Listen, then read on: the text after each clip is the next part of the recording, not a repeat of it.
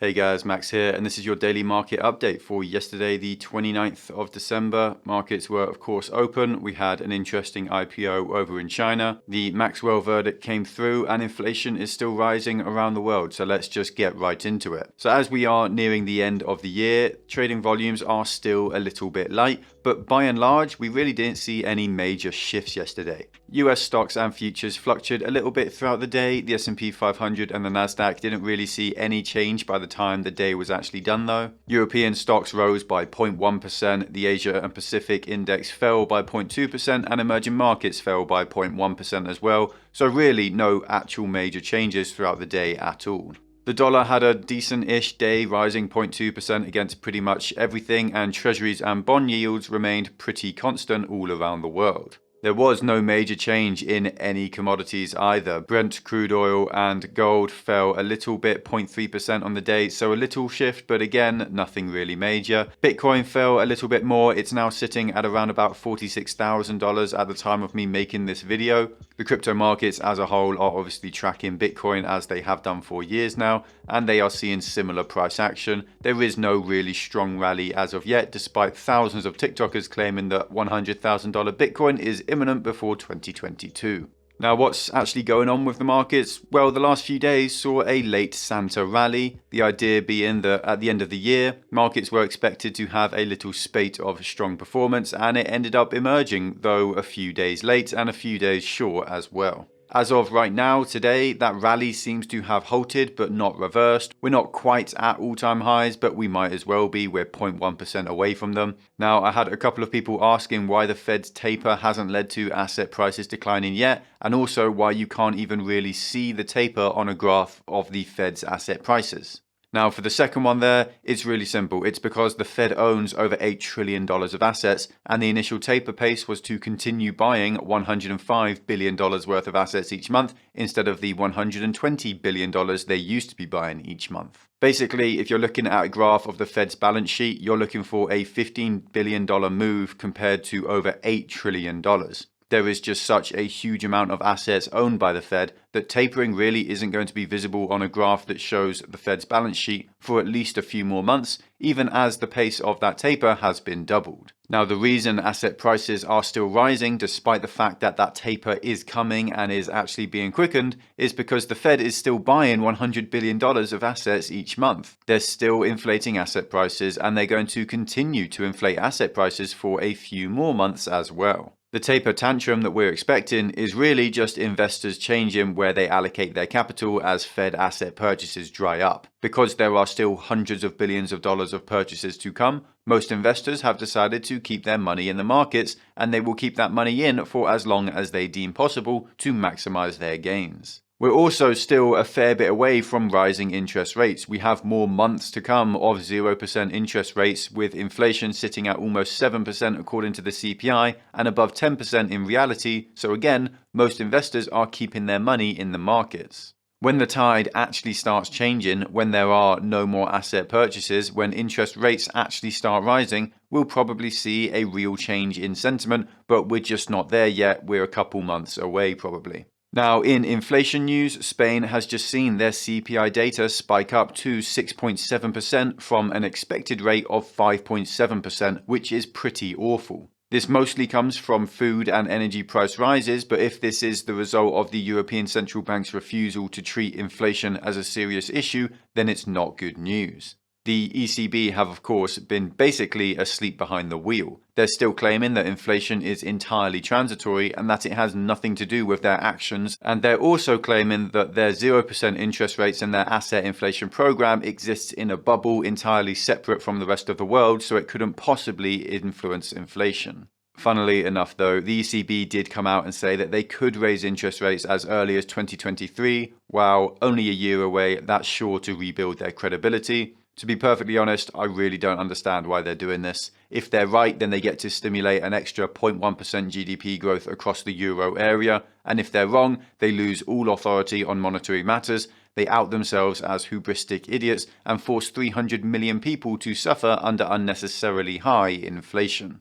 Now, over in China, you might remember a couple of weeks ago, we spoke about SenseTime, a Chinese AI firm that developed facial recognition software that helps the CCP identify Uyghur Muslims so they can be targeted by the state. Obviously, this is awful. This company was awful and it was blacklisted by the US, so American investors can't invest in the company, and that's a good move by the US despite what some of the CCP shills here on YouTube will tell you. Anyway, the company went along with their planned IPO, but they dropped their price right down to the bottom of their range as they weren't sure what kind of reaction they were going to get. The stock actually surged on opening, rising 20% before settling on a 7% gain as the day ended, the best performance of any Hong Kong IPO over the latter half of this year. Now, some analysts are calling this a triumph in the face of US sanctions and that it could spell the end of tough times for Chinese tech stocks, but I really don't buy that at all, and here's why. The main aim of this IPO was to raise capital for the company, but they had to drop their opening price to the bottom of their range due to such bad press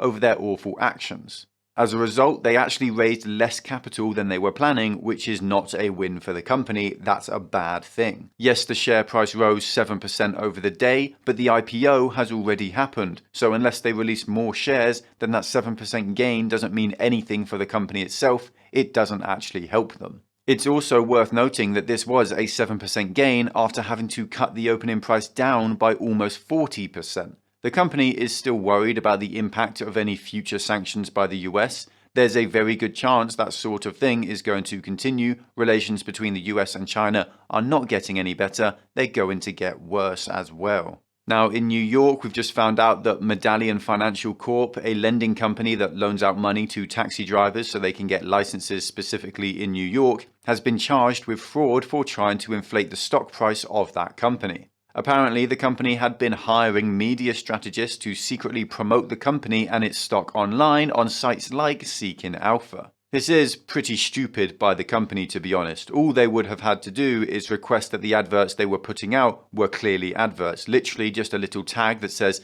this video or article is sponsored by so-and-so, and this would have been perfectly legal, but no, they chose to go the other way. The real reason I brought this up though is that this is all too common on YouTube. It happens constantly that people advertise for a product or something without disclosing that it's a paid ad, and it is illegal. It's just entirely unenforced most of the time. I've literally had emails from companies asking me to promote certain stocks as an investment for pretty crazy amounts of money. I'm pretty sure that Trey's Trades, a big YouTuber who really blew up on the whole AMC fad earlier on in the year, was accused of having done this earlier in the year. He promoted some crap stock in a video at the same time as that crap company, which, by the way, had no investment case, was going around offering other YouTubers something like $30,000 to promote their stock on YouTube.